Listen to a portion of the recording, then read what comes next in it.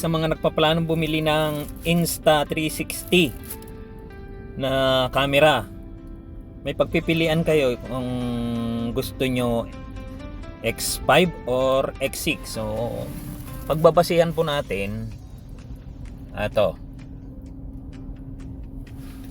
sa left side X6, sa right side X5. So ito yung kanilang mga presyo.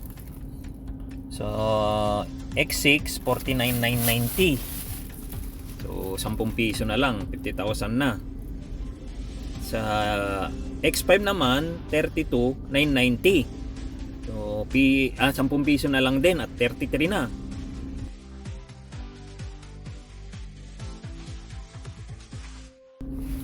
Tapos ang feature niya, makikita nyo naman dito yung sensor size.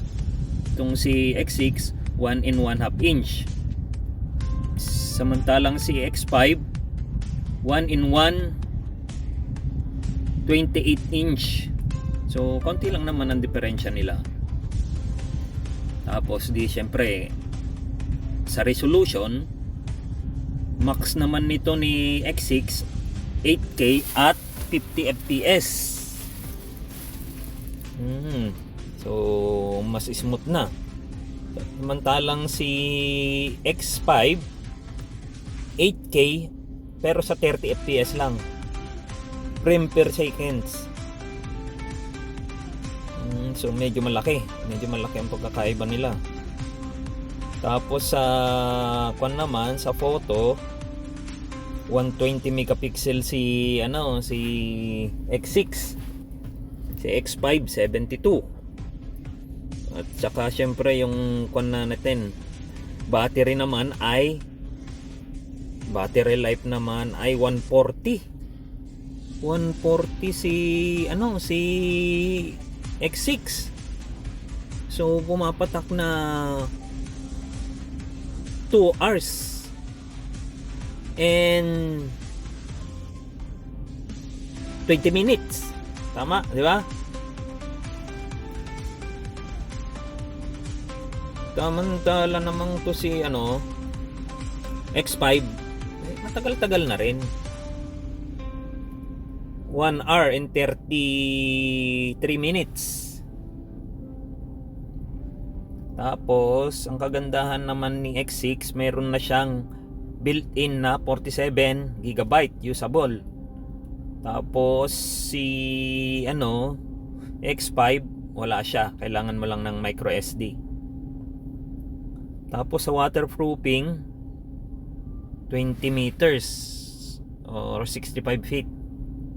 So si X5 15 meters. So 5 lang naman ang kanilang hindi naman ganun kalaki. Tapos sa display niya 2.32 inch. Pero OLED na. Si naman X5 2.5 inch LCD. So mas siya, mas malaki pero pahaba siya. Samantalang itong si OLED na. Mas malinaw siya kahit sa tirik na araw. Tapos Pro Video, bagay 10-bit na siya, so mas malaki. Compare mo kay X5. So si X5 siguro lang to 8-bit. So mas maganda, mas maraming color ang nailalabas nito ni X6. Yun, sa inyo na po ang desisyon. Pero ito, ano man mapili nyo dito, parehong maganda eh. Yan. Kung gusto nyo medyo handy, dito kayo kay X6. Ngayon, kung medyo naman sa budget, pwede na to si X5. At saka nga pala po si X5 at saka si X6, pareho lang naman may pure video to eh. Yun guys, salamat. Sana nakatulong yung konting ko